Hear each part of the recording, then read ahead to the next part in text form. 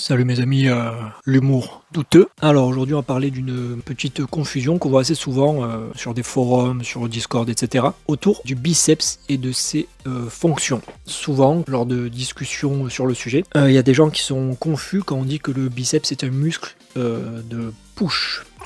Déjà, avant d'expliquer, il faut savoir que cette notion de muscle push, muscle pull, c'est pas ouf selon moi, parce qu'on n'est pas des Playmobil. On n'a pas un bouton push et pull pour chaque muscle. Le corps il est plus compliqué que ça. Parfois on peut pas juste classer quelque chose en push ou en pull. Et c'est pour ça selon moi que par exemple le push-pull leg c'est une approche qui est pas très optimale, qui est pas très où il peut vite y avoir des limitations et des problèmes avec ce genre de truc. Mais ça j'en parle plus en détail dans ma vidéo sur le back lever push ou pull que je mettrai par là. Alors, donc quand on dit que le biceps c'est un muscle de push ou du moins que ce n'est pas qu'un muscle de pull, on entend souvent des gens qui vont dire non. Le biceps, il sert à faire la flexion du coude, donc pour les tractions, pour le curl, pour le rowing, etc. Et du coup, c'est un muscle qui sert à faire du pull, c'est pas un muscle push, ça a aucun sens ce que vous dites.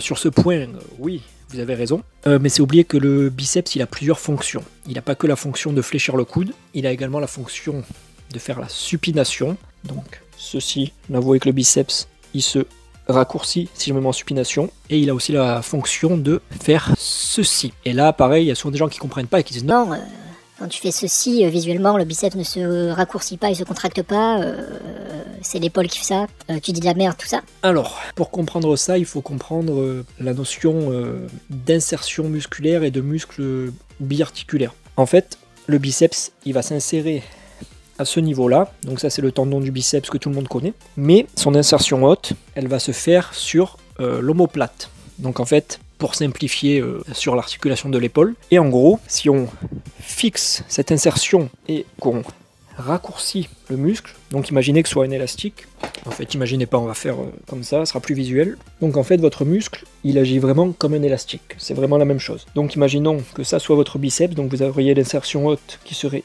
ici, et vous auriez l'insertion basse qui serait à ce niveau-là. Et donc, si je fixe l'insertion haute, donc que je bloque l'épaule grosso modo, et que je tire sur l'élastique, là vous voyez qu'est-ce qui se passe, hop, en effet, le biceps fléchit le coude, mais si je fais l'inverse, et que je fixe l'insertion basse, et que je tire encore sur l'élastique, c'est-à-dire si je verrouille le coude, que j'essaie de tirer sur la bande, et bien qu'est-ce qui va se passer?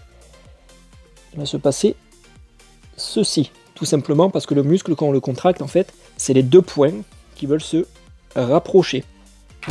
Donc en fait, dans sa fonction de flexion de l'épaule, donc ceci, le biceps, il va assister le deltoïde antérieur, l'avant de l'épaule. Donc si on part dans cette logique du push, pull, etc., le biceps peut faire les deux. C'est-à-dire que en flexion du coude, il va travailler sur tout ce qui va être traction, rowing, traction australienne, curl et tout ça. Mais en flexion de l'épaule, il va travailler par exemple sur les pompes.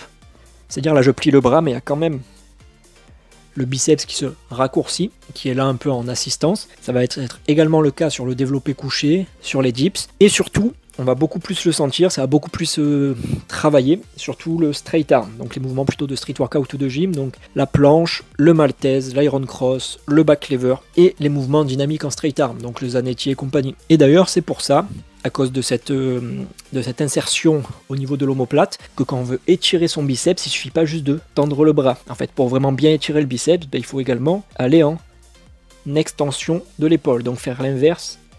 Là, le biceps se contracte et là le biceps s'étire. Donc si on veut étirer le biceps au maximum, il ne faut pas juste tendre le bras, il faut tendre le bras, aller en extension de l'épaule, puis faire une pronation, tout simplement. C'est pour ça que la contraction la plus forte que vous pourrez sentir pour le biceps, ce sera sur toutes les variantes où vous avez le bras haut. Donc par exemple du cable curl à la poulie ou du curl pupitre, etc. Donc si vous fléchissez et que vous contractez très très fort le biceps avec les coudes hauts, généralement vous sentirez beaucoup plus le biceps que ici ou que ici. Et c'est pour ça que les variantes par exemple de curl incliné, donc avec le bras en arrière du corps, étirent plus le biceps. Donc voilà, j'espère que c'était clair ces petites notions biomécaniques autour du biceps. Donc voilà, pour conclure, le biceps c'est pas un muscle push, c'est pas un muscle pull, c'est un muscle tout simplement qui a plusieurs fonctions et qui pourra travailler sur des mouvements de tirage comme sur des mouvements de pousser. Donc voilà, comme d'habitude, si vous avez des questions, n'hésitez pas à envoyer un message sur Insta ou à les poser en commentaire. Et je vous dis à plus.